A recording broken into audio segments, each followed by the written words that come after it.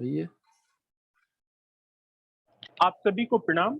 महाराष्ट्र राज्य हिंदी साहित्य अकादमी की तरफ से 75 साल 75 व्याख्यान की इस श्रृंखला में आज हमारा व्याख्यान संख्या 14 है और आज श्रोत विद्वान के रूप में हमारे साथ जुड़े हुए हैं हम सभी के आदरणीय और मेरे बड़े भाई आदरणीय डॉक्टर दिनेश प्रताप सिंह जी। आप सलाहकार हैं सांख्यिकी एवं कार्यक्रम कार्यान्वयन मंत्रालय भारत सरकार में। आप सीनियर फेलो रहे सीसीआरटी संस्कृत मंत्रालय भारत सरकार में। आप राष्ट्रीय मंत्री हैं अखिल भारतीय साहित्य परिषद के। और आपकी जो पुस्तकें प्रकाशित हैं उनमें से कुछ प्रमुख पुस्तकें हैं। आपका कहानी संग्रह चिर अकेला, हिंदी का व्यवहारिक व व्याकरण, जिसके लिए आपको महाराष्ट्र हिंदी साहित्य अकादमी से ही पुरस्कृत किया गया। हाल ही में आपका एक उपन्यास वल्लभ आया जिसे उत्तर प्रदेश हिंदी संस्थान द्वारा पुरस्कृत किया गया। इसके अलावा निबंध प्रदीप, संयोग कहानी संग्रह, भारतीय मजदूर संघ के इतिहास को लेकर भारतीय मजदूर संघ बढ़ते कदम पुस्तक आपकी है।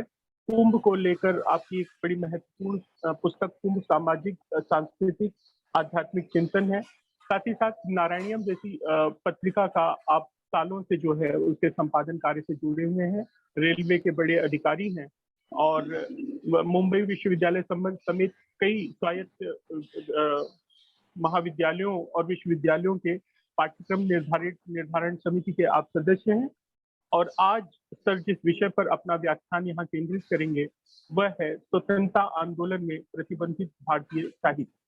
सर मैं एक बार पुनः महाराष्ट्र राज्य हिंदी साहित्य अकादमी की तरफ से आपका यहाँ पे हार्दिक स्वागत करता हूँ और आपको आमंत्रित करता हूँ कि आप आए और अपना यह महत्वपूर्ण व्याख्यान हम लोगों के समक्ष रखें।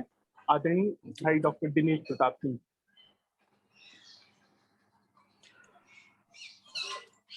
अनुज डॉक्टर मनीष कुमार मिश्र जी,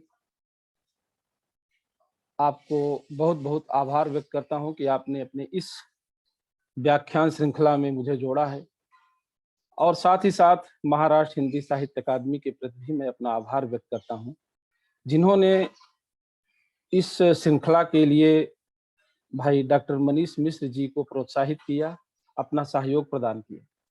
75 वर्ष 75 व्याख्यान इस श्रृंखला में अनेक विषय हैं जिनसे आप लाभ प्राप्त करेंगे और उसी में एक है स्वतंत्रता आंदोलन के समय प्रतिबंधित भारतीय साहित्य। हम सब साहित्य के विद्यार्थी हैं, अध्येता हैं, कार्यकर्ता हैं और साहित्य के प्रति सजग रहते हैं, अपना जो योगदान है वह भी देते रहते हैं। वर्तमान साहित्य काफी आगे बढ़ गया है, विभिन्न विषयों को लेकर के आगे बढ़ गया है और इतना आगे बढ़ा है कि समाज का मार्गदर्शन, समाज का प्रबोधन और समाज को जागृत करने के लिए पूर्णतः सक्षम है। स्वतंत्रता आंदोलन के समय भी साहित्य ने बहुत बड़ा योगदान दिया था। 1947 से लेकर के 2022 का यह जो 75 साल का कालखंड है, इसके साहित्य का जब हम मूल्यांकन करते हैं, इसके योगदान अवदान का जब हम मूल्यांकन करते हैं तो पाते हैं कि इसका आधार कहीं न कहीं स्वतंत्रता आंदोलन के समय जो साहित्य लिखा जा रहा था उस पर है। उसको आगे बढ़ाते हुए हम यहाँ तक पहुंचे हैं।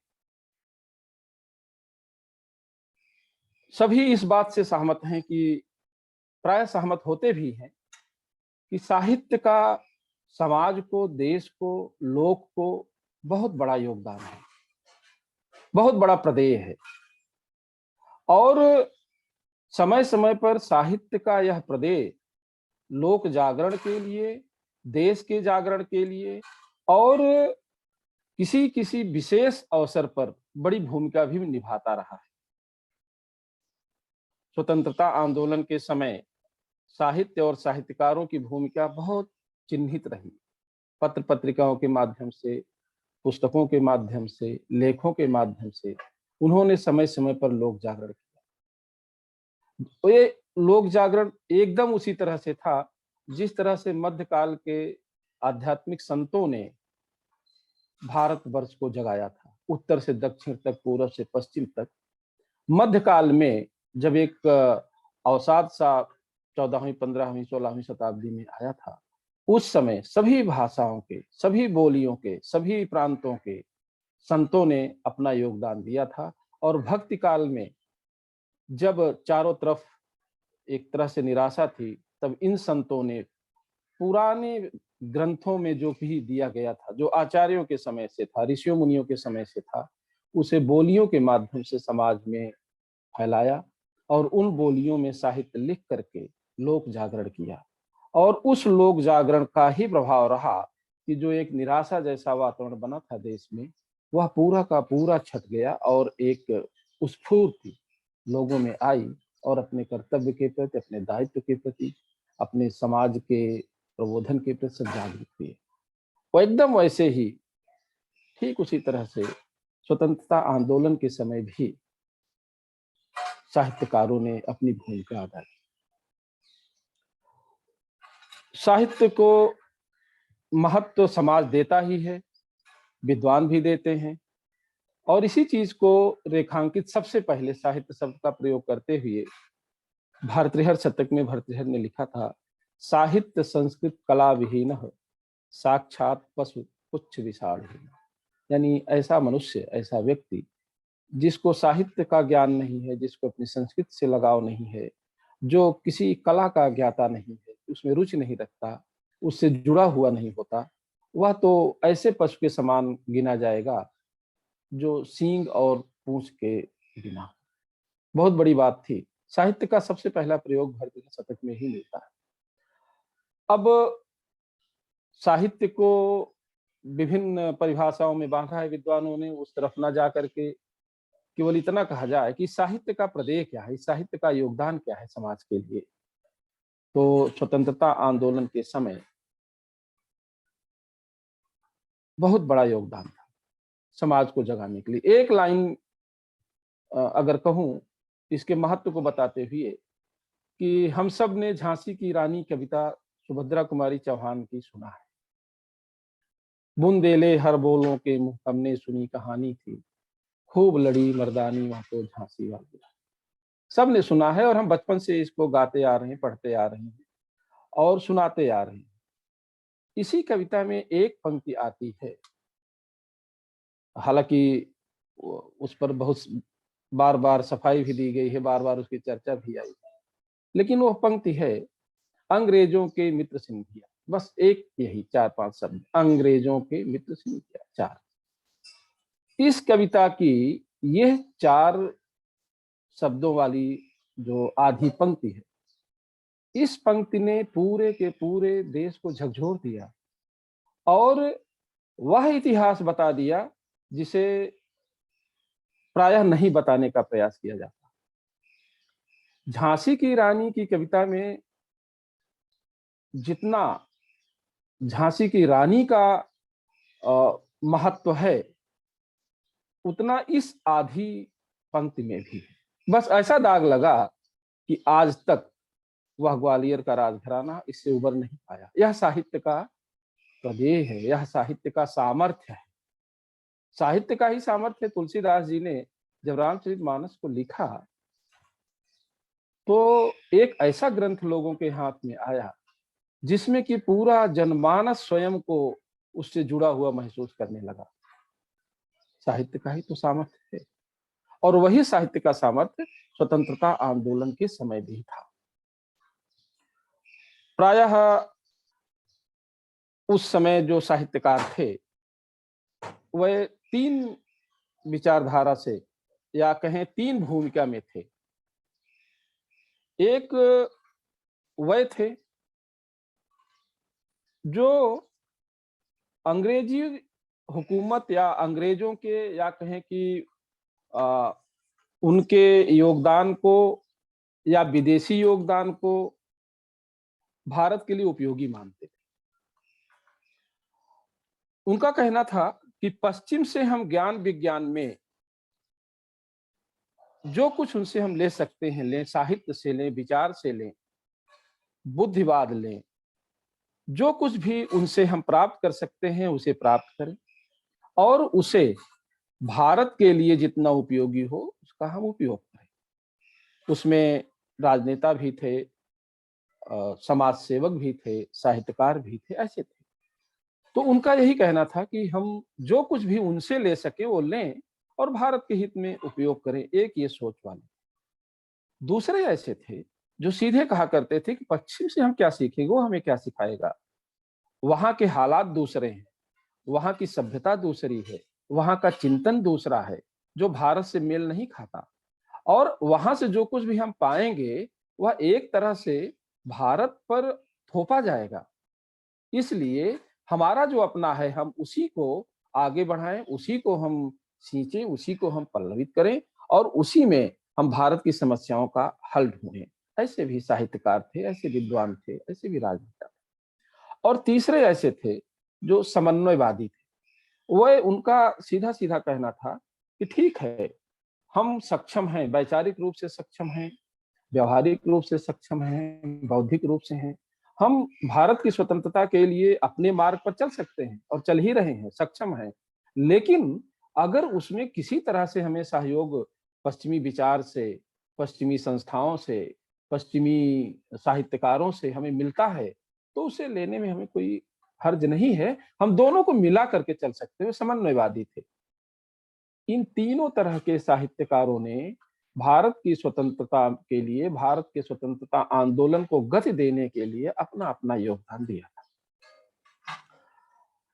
अब जब यह सारा साहित्य आने लगा, जो भारतीय चिंतन पर भी था, पश्चिमी चिंतन पर भी था, दोनों को समन्वय बनाकर चलने वाला भी था। जब ऐसा साहित्य आने लगा, तो निश्चित रूप से आंदोलन की गति भी तीखी हुई, लोगों का जुड़ाव भी हुआ और पत्र पत्रिकाओं के माध्यम से, पुस्तकों के माध्यम से जो समाचार जाते थे वह एक नए रूप में जाने लगे। कथाओं के माध्यम से, कविताओं के माध्यम से, उपन्यासों के माध्यम से, एक उदाहरण के रूप में, या कहें कि लोक जीवन, लोक मूलक जीवन से जोड़ करके जो साहित्य आने लगा, उसका प्रभाव बहुत गहराई से पड़ने लगा। इन पुस्तकों का प्रभाव बहुत गहराई से लोगों में पड़ने लगा। कविताएं आने लगी, लोकगीत आने लगे, पवाड़ा जिसे कहते हैं आने लगे, बिरहा आने लगा। तो इनको सुन करके जो जनता जागृत होती थी, वह समाचार पत्रों को पढ़, समाचार मिलते कहाँ थे, बहुत कम लोगों के पास पहुंच पाते थे, तो वो मिल नहीं पाता था। मेलों में जाकर के कविताएं पढ़ना, उत्सवों पर कविताएं पढ़ना, जहां भी इकट्ठा हो रहे हैं लोग, माघ मेले से लेकर के जहां जहां भी उत्सव हो रहे हैं वहां पहुंच करके कविताएं पढ़ना, लोगों का जागरण करना शुरू हुआ। तो यह अंग्रेजी हुकूमत के लिए, अंग्रेजी सरकार के लिए सहन करना मुश्किल होने लगा। जगह जगह पर उसकी तीखी आलोचनाएं होने लगी, यहाँ तक कि जो खुफिया खबरें जाने लगी भारत से विदेशों में, उनमें भी इनकी चर्चा होने लगी। इन पुस्तकों का रेफरेंस दिया जाने लगा, इन रचनाओं का उल्लेख किया जाने लगा कि ऐसी वहां की जनता सोचने लगी है, ऐसे वहां के साहित्यकार लिखने लगे हैं। और फिर सरकार ने ऐसे साहित्य को दबाने के लिए, ऐसे साहित्य को रोकने के लिए, ऐसे साहित्य को जनता के बीच में न जाने के लिए हथकंडे अपनाने शुरू कर दिए। कई उद्देश्य उनके थे। एक तो ये था कि सत्य को सामने ना आने दिया जाए। सत्य जो कुछ भी सरकार के द्वारा किया जा रहा है, जो लोगों के मन में है, जो एक दबा हुआ है, अगर वह आने लगा तब तो फिर शासन करना मुश्किल हो जाएगा। तब तो फिर ऐसा आंदोलन उठेगा कि इसे दबाना मुश्किल हो जाएगा। तो इसलिए सत्य को रोकने के लिए उन्होंने साहित्य पर प्रतिबंध लगाने शुरू कर दिया। साहित्य का गला घोटना शुरू कर दिया। दूसरा था कि ठीक है, बुद्धिजीवियों को तो हम संभाल लेंगे। जो वकील हैं, चिकित्सक हैं, पत्रकार हैं, साहित्यकार हैं, प्रोफेसर हैं, ये सब जितने हैं, इनको तो हम संभाल लेंगे क्योंकि कहीं न कहीं वो जुड़े हुए हैं शासन से। लेकिन जब जनता उठ खड़ी होगी इन लोगों के पीछे, तब बड़ा मुश्किल होगा। तो जन आंदोलन ना हो, इसका भय भी उन्हें सताता था और इसलिए भी उन्होंने ऐसे सारे साहित्य को प्रतिबंधित करना शुरू कर दिया। और तीसरा था कि यही साहित्य भारत से निकल करके बाहर भी तो जाता, अनुवाद के माध्यम से, मूल ग्रंथों के माध्यम से, अपनी रचनाओं के माध्यम से जब जाता है यहाँ, तो भारत में जो कुछ भी विचार हो, विचार लेके जाता। तो जो कुछ दुनिया नहीं जानती थी अंग्रेजों की करतूतों को, उसको दुनिया जानने लगती। और जिस तरह से ये एक प्रोपेगेंडा बनाकर चलते थे, वह सब भेद खुल जाता। तो ऐसे अनेक कारण थे जिसको ध्यान में रख करके अंग्रेजी शासन ने इन पर प्रतिबंध लगाना शुरू कर दिया। अब ये जो साहित्य था भारत का, वो कई रूपों में था। पत्र पत्रिकाएं थीं, लेख थे, कहानियां थीं, कविताएं थीं, उपन्यास थे, और भी वैचारिक ग्रंथ थे। इन सब को मिला करके जो भारतीय साहित्य बनता था, एक एक रचना पर नजर रखी जाने लगी। गांधी जी कई अखबार निकालते थे। उनके 3 पत्रों को, साप्ताहिक, एक साप्ताहिक था, 2 मासिक थे, उन पर मुकदमा दर्ज किया गया और मुकदमे में जुर्माना लगाया गया। जुर्माना लगाने के बाद एक शर्त रखी गई कि अगर जुर्माना भर देते हैं तो उसे प्रकाशित कर सकते हैं आगे, और अगर जुर्माना नहीं भरेंगे तो उसका प्रकाशन बंद करना पड़ेगा।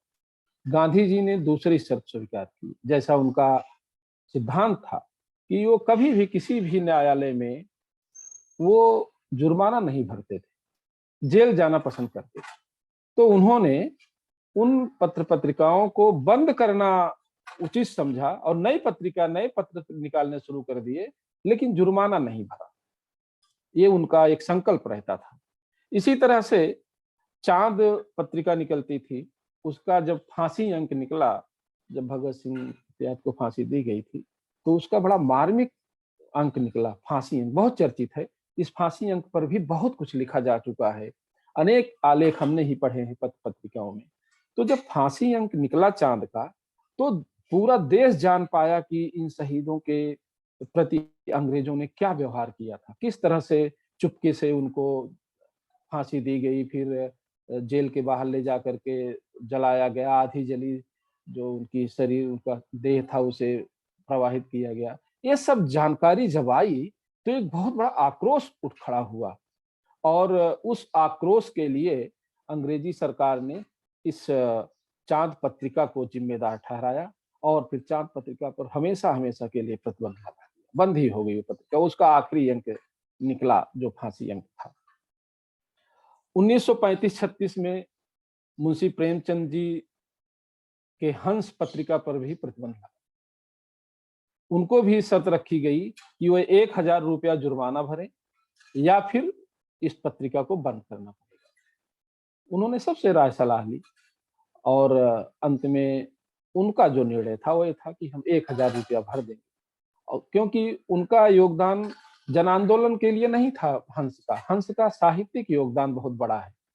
तो जन आंदोलन उठ खड़ा हुआ, बात अलग है। लोगों ने जो उसमें प्रकाशित सामग्री थी उसको पढ़ा, आक्रोश हुआ, अपनी प्रतिक्रिया दी, वो बात अलग है। लेकिन हंस का महत्व साहित्य के लिए ज्यादा था, इसलिए उन्होंने उस साहित्यिक योगदान को बनाए रखने के लिए 1000 रुपया भरना स्वीकार किया, और 1000 रुपया जुर्माना भर दिया, लेकिन उस पत्रिका को चलने दिया। उस पर भी प्रतिबंध लग जाता। वंदे मातरम उर्दू और बंगाली दोनों में निकलता था, साप्ताहिक भी था और दैनिक भी था। उस पर प्रतिबंध लगा।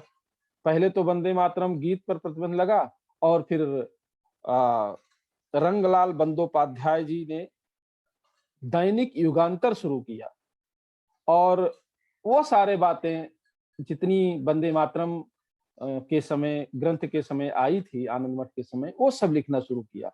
उस पर भी प्रतिबंध लगा दिया अंग्रेजी शासन ने। और फिर बंगाली और उर्दू में वंदे मातरम नाम से ही अखबार निकलने लगा।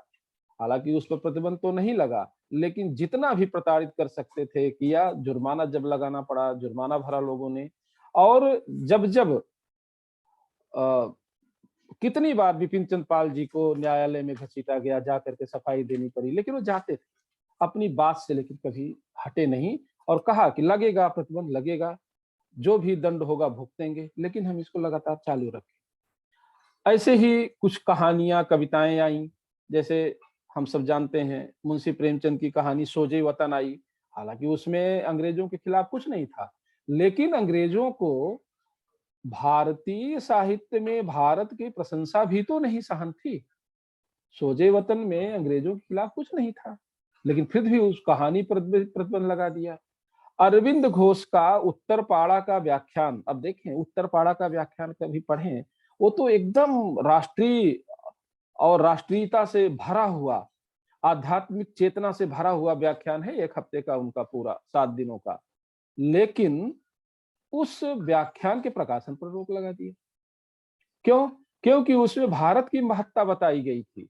उनके व्याख्यान में भारत को सर्वोच्च राष्ट्र के रूप में, एक राष्ट्र पुरुष के रूप में चिन्हित किया गया था, और उसको सुन करके लोगों को अपने देश के बारे में गौरव महसूस होने लगा था। ये भी अंग्रेजों को सहन नहीं हुआ।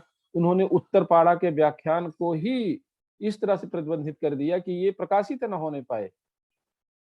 वंदे मातरम गीत का उच्चारण करने पर ही रोक लगा दी गई थी। और हम सबको जान करके आश्चर्य होगा कि वर्ष 1906 में जब बंगाल के विभाजन के बाद आंदोलन उठ खड़ा हुआ था, तो एक अपने स्वतंत्रता सेनानी थे फुल्लर, श्री फुल्लर ने बंग विरोधी परिषद के समय 1906 में वंदे मातरम का गान किया। तो फुल्लर की जबानबंदी, ये भी एक नया शब्द सुनेंगे आप, जबानबंदी कर दी गई उनकी कि वह किसी भी सार्वजनिक जगह पर जाकर के भाषण नहीं दे सकते।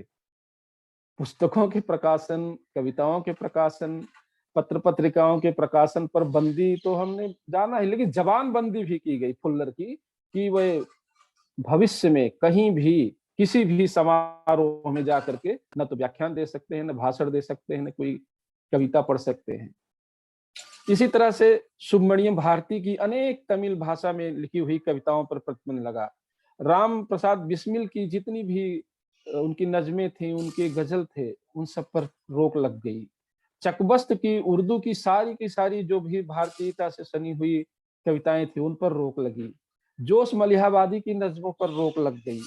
और अच्छा तो ये हुआ कि बाद में ये हिंद पॉकेट बुक्स ने बहुत बढ़िया एक काम किया कि बिस्मिल, चकबस्त और जोश, इनकी जितनी भी प्रतिबंधित रचनाएं थी, उस समय अंग्रेजों ने जिस पर प्रतिबंध लगाया था, उन सबका एक संकलन निकाला, उर्दू की जब्तशुदा नज़में और गजलें नाम से।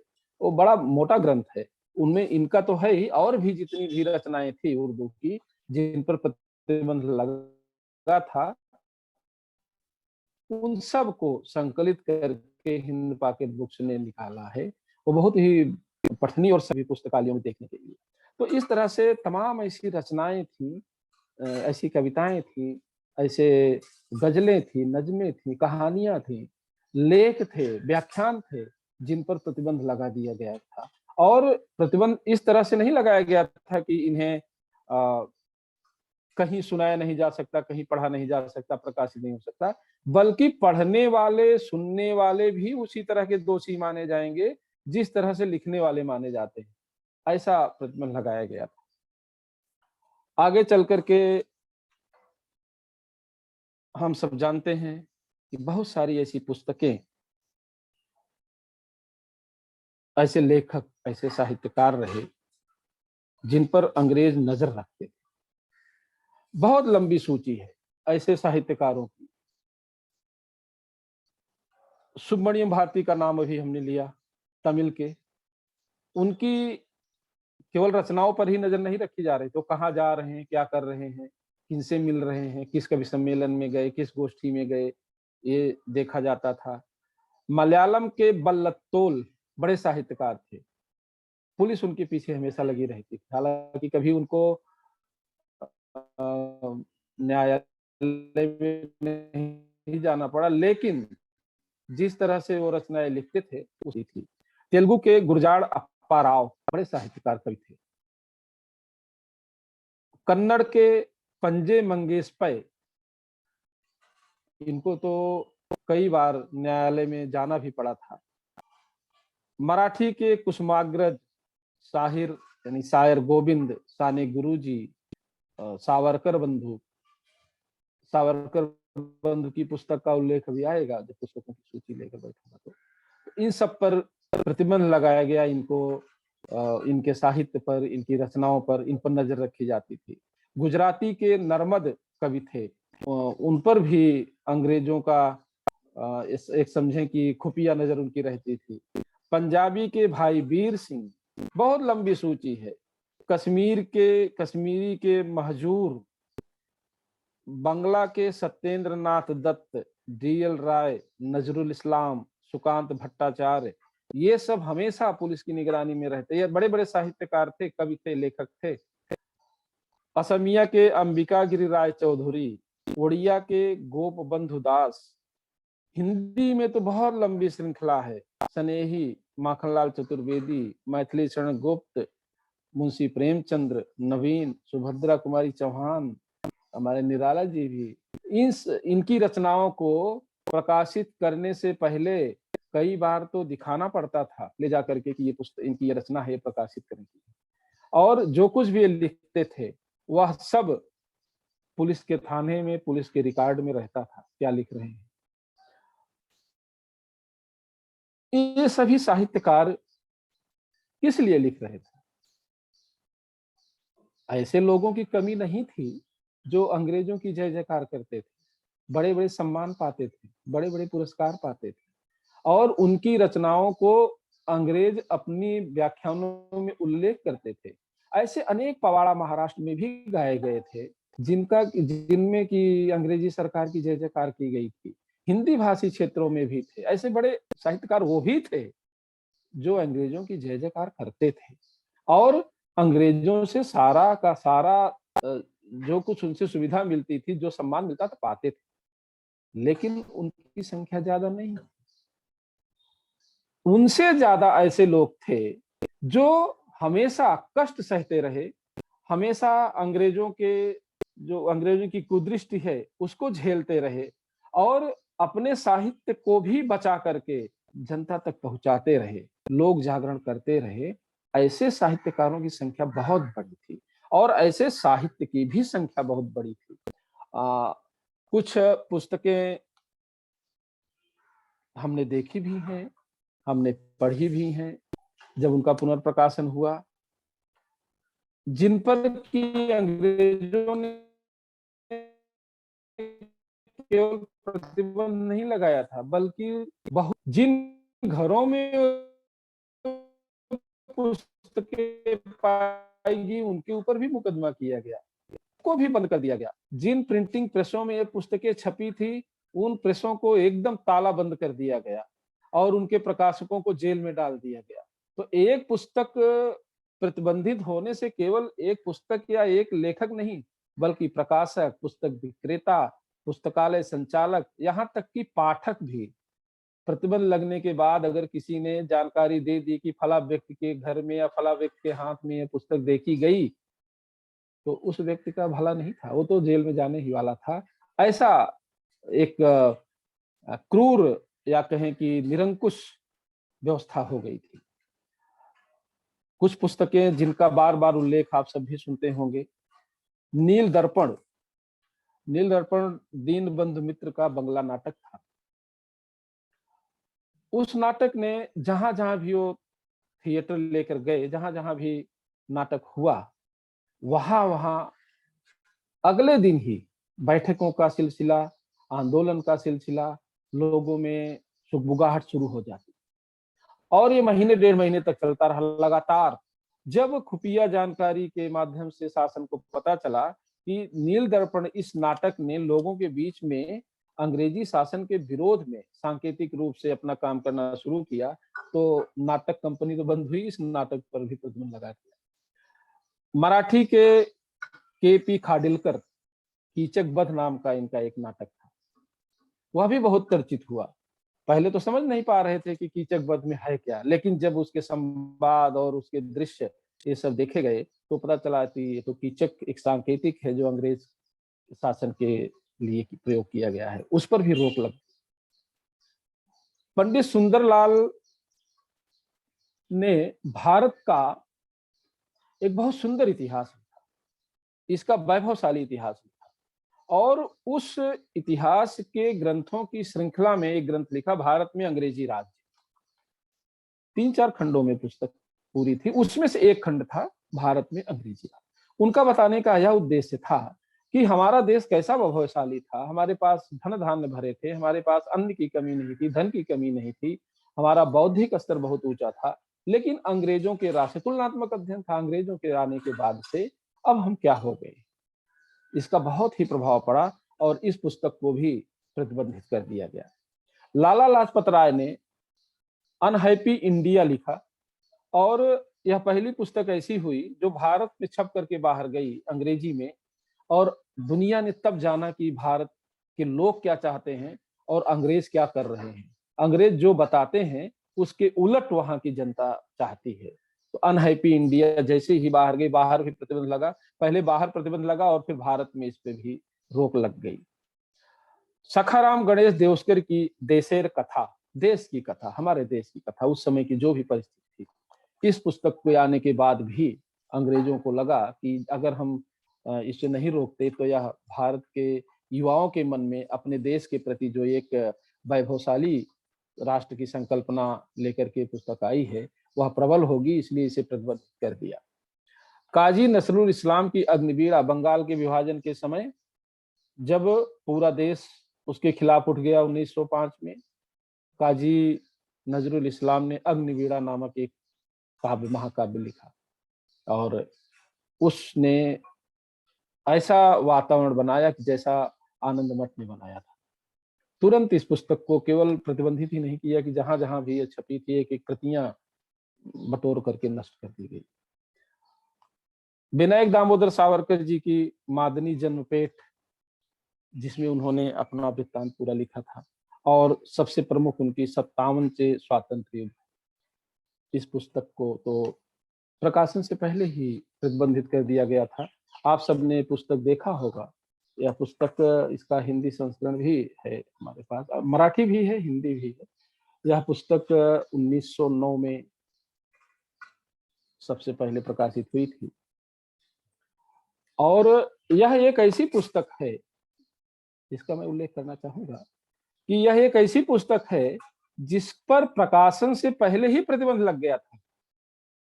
अंग्रेजों ने यह जाना ही नहीं, यह देखा ही नहीं कि इस पुस्तक में है क्या, आखिर उन्होंने क्या लिखा है, उसे प्रतिबंधित कर दिया केवल इस आधार पर कि इस पुस्तक को लेकर के दामोदर विनायक सावरकर जी के कुछ एक या दो व्याख्यान उन्होंने लंदन में दिए थे इंडिया हाउस में, और इंडिया हाउस की पत्रिका में किसी ने एक लेख लिखा था जिसमें बताया था कि सावरकर जी एक ग्रंथ लिख रहे हैं जिसमें ये बातें।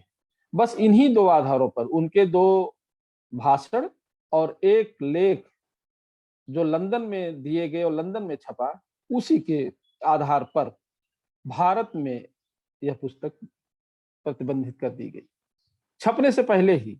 और यह पुस्तक बहुत ही पठनीय है। एक हम तो कहेंगे कि जिस तरह से हम किसी व्यक्ति का इतिहास लिखते हैं, किसी देश का इतिहास लिखते हैं और उसके महत्व को, उसके जन्म से लेकर के पूरे जीवन को बताते हैं, एकदम वही चीज इस पुस्तक के बारे में भी है। पूरा इसका एक इतिहास है। इसकी शताब्दी मनाई गई प्रकाशन की 2009 में। इस पुस्तक के प्रकाशन से पहले 1857 के युद्ध को, महायुद्ध को या स्वतंत्रता संग्राम को कुछ लोग गदर कहते थे, सैनिकों का विद्रोह कहते थे, कुछ लोग अपने अपने शासन को, अपने अपने राज्य को बचाने का एक उपक्रम कहते थे, न जाने कितने कितने नामों से उसको विभूषित किया था। लेकिन पहली बार सावरकर जी ने जब लंदन की लाइब्रेरी में पुस्तकों, फाइलों, पत्रों को पढ़ना शुरू किया तो उन्हें लगा कि जितने पत्र यहाँ से गए थे, जितने रिपोर्टें गई थी, गोपनीय रिपोर्टें गई थी, पत्र गए थे सारी, और जो दस्तावेज गए थे, उनको पढ़ने से ये मालूम पड़ा कि यहाँ के विद्वान भले इसे गदर या सैनिक विद्रोह या कुछ कहते हो, लेकिन अंग्रेजी सत्ता इसे जनता का विद्रोह कहती है और इसे स्वतंत्रता संग्राम मानती है। और तब उन्होंने इसे 1857 का प्रथम स्वतंत्रता आंदोलन कहा। और उन्हीं की बात को प्रामाणिक मान करके पश्चिम के अनेक विद्वानों ने जो भी लिखा, लेख लिखे या जो भी लिखा, उन्होंने इसे स्वतंत्रता संग्राम ही माना। और यह पुस्तक बहुत, इसका एक इतिहास है, बहुत बड़ा इतिहास इस पुस्तक का, किस तरह से ये चोरी छिपे जर्मनी ले जाई गई, फ्रांस ले जाई गई, कहीं देवनागरी के अक्षर नहीं थे, मालूम पड़ा जर्मनी में एक छापा खाना है जो देवनागरी में छाप सकता है, वहां पर ले गए, चुपके से उसकी प्रतियां बनी, हस्तलिखित प्रतियां, और वो अ, छिपा करके भारत लाई गई। बड़ी बात यह है कि अगर कहीं से खुफिया जानकारी मिलती कि ये पुस्तक बंबई या दिल्ली आने वाली है, तो पूरा का पूरा तंत्र जुड़ जाता, एक एक चीज खोजता, किताब मिलती या ना मिलती। तो यह पुस्तक इतिहास तो है ही, लेकिन इस पुस्तक का भी अपना एक इतिहास है, वह जानना चाहिए हमें। अंग्रेजों ने इसे प्रतिबंधित किया, और बड़ी बात यह है कि प्रतिबंधित करने के बाद भी जितनी बड़ी संख्या में इसकी बिक्री हुई, जितनी बड़ी संख्या में पुस्तक पढ़ी गई, और जितनी चर्चित हुई, कदाचित प्रतिबंध लगाने के बाद न होता ऐसा। अंग्रेजों ने तो इसे प्रसिद्ध कर दिया प्रतिबंध लगा करके, और फिर सबकी जिज्ञासा हुई कि हम इसको पढ़ें, हम इसको देखें, इसमें क्या है। और इसमें पूरा का पूरा वह इतिहास है जो 1857 के महासंग्राम के समय हुआ था, उसका कारण है, उसकी पीठिका है, क्यों यह बात उठी। और सबसे बड़ी बात यह कि 4 भाग हैं इसके। पहला ज्वालामुखी, यानी कि 1857 के पहले भारत की क्या परिस्थिति थी, राजनीतिक, सामाजिक इत्यादि परिस्थितियां। दूसरा विस्फोट, जो दूसरा भाग है, कि किस तरह से विस्फोट हुआ और उठ खड़े हुए लोग।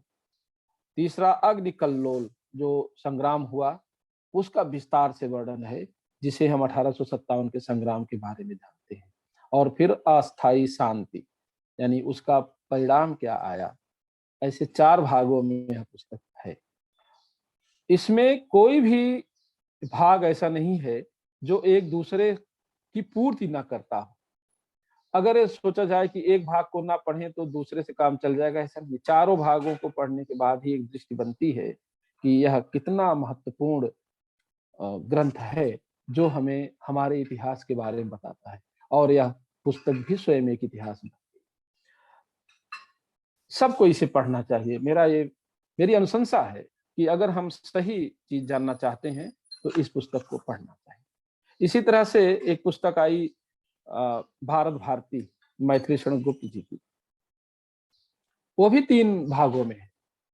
एक भाग है उसका कि हमारा इतिहास क्या था, हमारा गौरवशाली भारत कैसा था, क्या हम थे, पहले भाग में। दूसरे भाग में आता है कि अब हम क्या हो गए हैं, अंग्रेजों के शासन में हमारी क्या स्थिति आ गई है, हम किस विपन्नता में पहुंच गए, सामाजिक स्थिति से भी, आर्थिक स्थिति से भी, राजनीतिक स्थिति से भी हम कहां पर पहुंच गए, हमारा कितना पतन हुआ। और तीसरा है भविष्य काल, कि अगर ऐसे रहा तो हमारा देश कहां पहुंचेगा, किस पतन की गर्त में जाएगा, हमारे युवा कहां पहुंचेंगे अगर इसमें बदलाव नहीं लाया गया तो। और तीनों के लिए उन्होंने अंग्रेजी शासन को ही जिम्मेदार ठहराया है प्रकारांतर से। यह पुस्तक जब आई 1935 में, तो कहा गया कि अब चूंकि मैथिली शरण गुप्त बड़े प्रभावशाली व्यक्ति थे, बड़े साहूकार थे, उनका प्रभाव था, तो कहा गया कि सारी की सारी प्रतियां जब्त करके, इकट्ठा करके पुलिस थाने में जमा कर दी जाएं, नहीं तो यह पुस्तक जब्त कर, प्रतिबंधित कर दी जाएगी।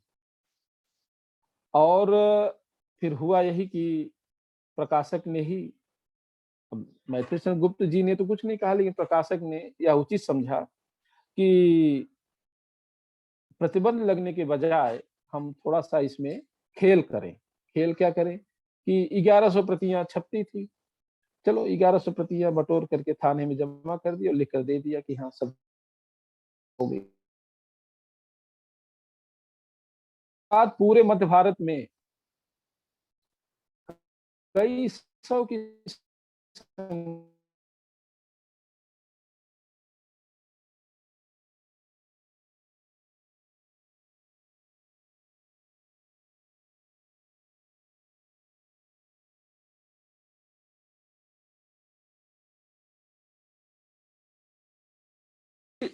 भगत सिंह, भवान सिंह राणा ने एक पुस्तक लिखी थी जिसमें भगत सिंह का जीवन वृत्तांत था, उस पर प्रतिबंध लगा दिया, पंजाब सरकार ने लगा दिया। कई और जीवनियां थी, ये तो जो थे ग्रंथ थे ही, इनके अलावा अनेक जीवनियां भी थी जिन पर रोक लगा दी गई थी कि इनका जीवन वृत्तांत ही लोगों के बारे, लोग न जान पाए उसके बारे में, उनका जो उदात्त जीवन था। मुंशी प्रेमचंद की जिस कहानी के बारे में चर्चा कर रहे थे, सोजे वतन, वो कहानी तो प्रतिबंधित थी ही, जिस संग्रह में वो प्रकाशित हुई थी पूरा का पूरा संग्रह भी प्रतिबंधित कर दिया गया था। उसके साथ साथ और जो भी कहानियां उसमें रही थी वह सब भी प्रतिबंधित हो गई।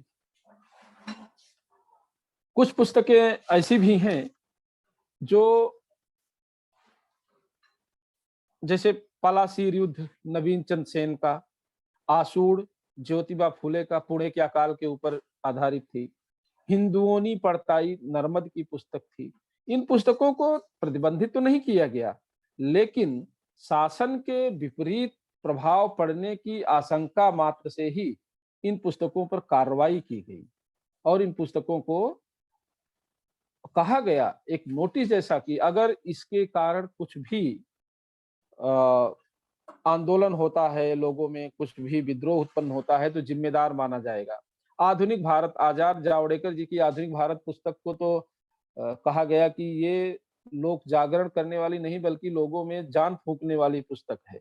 तो ये सारी पुस्तकें भी थी जिनको प्रतिबंधित तो नहीं किया गया था शासन के द्वारा, लेकिन इन्हें सख्त चेतावनी दे करके इस तरह से रोक दिया गया था कि कोई पढ़ने ही ना पाए। अब हम सबकी भी जिम्मेदारी होती है कि ये जो सारी पुस्तकें थी ये क्यों प्रतिबंधित थी, अंग्रेजों ने जो क्यों किया था, क्योंकि इसमें देश को पढ़कर अपने देश के प्रति एक आस्था उत्पन्न होती थी, अपने देश के प्रति मर मिटने की भावना उत्पन्न होती थी। ऐसी पुस्तकों में जो घटनाएं दी गई थी उन घटनाओं के बारे में ज्यादा जानने की उत्सुकता होती थी और इन सब का प्रभाव लोकमानस पर पड़ता था, अंग्रेजों के विरुद्ध पड़ता था, अंग्रेजी शासन के खिलाफ जाता था और अंग्रेजी शासन ऐसा कोई भी काम नहीं बर्दाश्त कर पाती थी जो उसके खिलाफ जाए, चाहे आंदोलन हो, चाहे पत्र पत्रिका हो का प्रकाशन हो, चाहे पुस्तकों का प्रकाशन हो, चाहे भाषण हो, चाहे कोई व्यक्ति ही हो, अगर उनके खिलाफ कहीं भी कुछ है तो उसे बर्दाश्त नहीं कर पाती थी। प्रतिबंध लगाना, प्रताड़ित करना, जेल में ठूंस देना, ये सब एक सामान्य प्रक्रिया थी। तो अब ऐसा तो हुआ है, वो तो प्रमाण है, तथ्य है, तो केवल क्या है बता करके ही हमें चुप हो जाना चाहिए कि ऐसा ऐसा हुआ है, इससे तो काम नहीं चलने वाला। और मैं तो समझता हूं कि इनमें से बहुत सारी पुस्तकों के नाम भी लोगों ने नहीं सुने होंगे, इन लेखकों के बारे में भी नहीं जानते होंगे, क्योंकि स्वतंत्रता के बाद जब अंग्रेजी शासन नहीं रहा तो उसके बाद इनको बताने की आवश्यकता थी, हमें ही बताना चाहिए था, हम साहित्यकार हैं तो हमें ही बताना चाहिए था कि ये सब पुस्तकें हैं। और अगर नहीं बताए तो अब हमारा एक दायित्व बनता है, हमारी एक भूमिका है, हमारी एक जिम्मेदारी है कि हम इन प्रतिबंधित पुस्तकों को जहां से भी मिले, जो भी जहां भी प्राप्त हो, उन्हें आज के पाठकों के बीच में, आज के साहित्य प्रेमियों के बीच में, आज के लोगों के बीच में लाएं। जहां भी मिलता है, जिस भी भाषा मिलती है, हमें उसके अनुवाद करना चाहिए, व्यक्तिगत अनुवाद करना चाहिए, संस्थागत अनुवाद करना चाहिए और शासन को भी करना चाहिए। मैं मानता हूँ जो विद्वान हैं, आप जैसे मनीष जी हैं और भी तमाम प्रोफेसर्स हैं जो शोध कराते हैं, वो इन पुस्तकों पर शोध कराएं। वही विद्वानों की पुस्तकों पर तो कराते ही है ना, हम क्यों ना इन पुस्तकों पर शोध कराएं, अपने विद्यार्थियों को कहें कि कोई एक पुस्तक ले लो या किसी एक रचनाकार को ले लो, किसी एक भाषा के ले लो, उनके समय में जो प्रतिबंधित साहित्य था उस पर करें।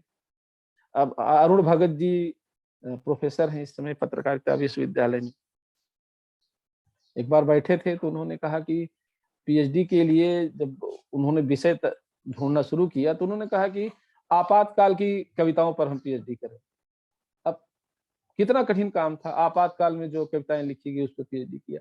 ऐसे किया जा सकता है कि स्वतंत्रता आंदोलन के समय जो प्रतिबंधित साहित्य है इतना बहुत बड़ा हो जाएगा ना भी करें तो एक भाषा के किसी साहित्य पर करें, एक किसी लेखक की रचनाओं पर करें या एक ही किताब पर करें। ये सावरकर की पुस्तक स्वतंत्रता संग्राम पर इतना लिखा जा चुका है कि उन्हीं का संकलन करें, बहुत बड़ा शोध ग्रंथ बन जाएगा। इन पुस्तकों का पुनः प्रकाशन हो और इसका इतिहास लिखा जाए। जैसे हमने बताया कि 1857 के स्वतंत्रता संग्राम का अपना एक इतिहास है इस पुस्तक का, और वह पुस्तक का इतिहास जो लिखा गया है वो इससे बड़ा है। देवेंद्र स्वरूप जी ने जो संपादित किया था, जो 5 जन के संपादक थे, तो उन्होंने जो संपादित किया है वह लेखों का संकलन है, और इतने लेख हैं उसमें कि इस पुस्तक से ज्यादा हो जाता है। तो इन पुस्तकों का भी इतिहास लिखा जाए, पाठ्यक्रमों के माध्यम से, भले ही वो एग्जाम वाले ना हो, रेफरेंस बुक हो, लेकिन उसके माध्यम से भी विद्यार्थियों को, नई पीढ़ी को भी इसके बारे में बताना चाहिए। इन्हें सजो करके, संभाल करके पुस्तकालयों में रखना चाहिए, ढूंढ करके, ताकि आने जाने वाले इन पुस्तकों को देखें। इन पुस्तकों पर संगोष्ठी हो, इनकी भाषा शैली पर हो, इनके पात्रों पर हो, इनके प्रभाव पर हो। सबसे बड़ा बात तो इनके प्रभाव पर संगोष्ठी की जा सकती है। हम विभिन्न भाषाओं की इन पुस्तकों को अनुवाद करके एक दूसरे भाषा में ला सकते हैं। राष्ट्रीय साहित्य की विरासत की जब बात करते हैं तो इन पुस्तकों का उल्लेख होना चाहिए, इन पर काम होना चाहिए, और मैं तो कहता हूं इन्हें राष्ट्रीय साहित्य कहना चाहिए। हर भाषा में इनका अनुवाद हो, हर भाषा के साहित्यकार इससे जुड़े। और एक बात और ध्यान देने की है कि जिन लोगों ने इसे लिखा है, जिन साहित्यकारों ने लिखा है, वो कोई सामान्य विचारक तो थे नहीं। उन्होंने देश के बारे में, समाज के बारे में, शासन के बारे में बड़ा गहन चिंतन किया था, बहुत सामग्री इकट्ठा की थी, बहुत कुछ काम किया था। तो उनका जीवनी भी लिखे, उनके बारे में लिखे। उन रचनाकारों का भी तो हम कर सकते हैं। हमने बहुत सारी ऐसी संगोष्ठियां महाविद्यालयों, विश्वविद्यालयों में देखी हैं कि किसी एक रचनाकार के बारे में संगोष्ठी करते हैं। उस तरह से इन जो लेखक थे, इनके बारे में भी हम संगोष्ठी कर सकते हैं, व्याख्यान कर सकते हैं। और एक बात तो की ही जा सकती है, जिसको हमने भी शुरू किया है, कि इन पुस्तकों में जो घटनाएं हैं, उनमें 3 बिंदु लिए हैं हमने: घटना, स्थान और पात्र। उसके नायक कौन थे, उनके नायकों के बारे में सामग्री इकट्ठा करना, उन स्थानों के बारे में सामग्री इकट्ठा करना, उन घटनाओं के बारे में जानकारी इकट्ठा करना, और वो किस कालखंड में हुई थी, इसका प्रामाणिक दस्तावेज तैयार करना। यह हम सबकी जिम्मेदारी है। हमने तो साहित्य परिषद के द्वारा ये शुरू भी किया गया है, और पूरे देश भर में ऐसा साहित्य इकट्ठा किया जा रहा है, जहां पर 3 बिंदु हैं, वही घटना, स्थान और पात्र। इनको केंद्र में रख करके पूरा दस्तावेज तैयार हो रहा है, और जल्दी ही आ जाएगा सबके बीच में। लेकिन वो तो हो रहा है काम, वो उनका हो रहा है जिनके बारे में कहीं कुछ लिखा नहीं गया, कोई पुस्तक नहीं मिलती, कोई प्रमाणिक दस्तावेज नहीं मिलता, उन पर हम काम कर रहे हैं। लेकिन हमारा अनुरोध आप सबसे है कि जो पुस्तकें ये प्राप्त हैं, जिनकी हमने सूची भी बताई, और भी पुस्तकें हैं तमाम, इन पुस्तकों में जो उल्लेख किया गया है, जो पात्र हैं, जो घटनाएं हैं, जो स्थान हैं, जो तिथियां हैं, इनको संकलित करें, इन पर संगोष्ठी करें, इन पर लेख लिखें, इन पर कहानियां, इनके कहानियां लिखें, इन पुस्तकों की। तो एक बहुत बड़ा काम होगा।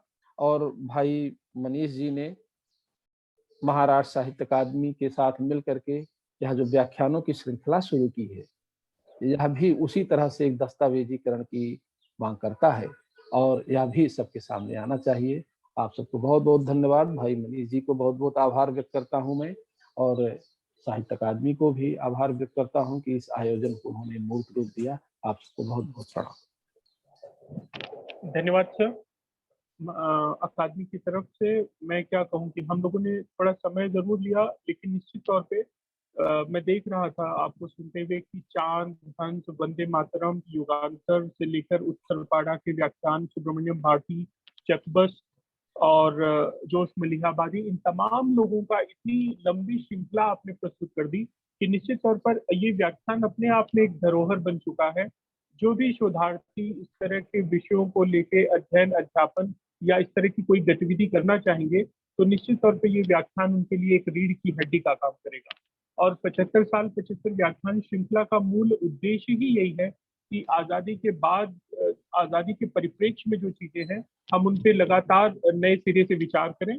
निश्चित तौर पे स्वतंत्रता आंदोलन में प्रतिबंधित भारतीय साहित्य को लेकर एक बड़ा व्यापक शोध कार्य करने की जरूरत है।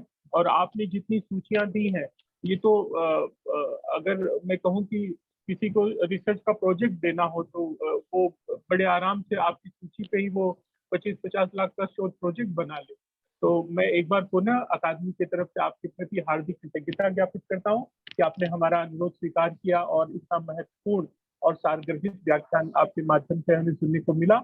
और आपकी अनुमति से अब मैं इस व्याख्यान की समाप्ति की जी घोषणा करता हूँ। जी बहुत बहुत धन्यवाद।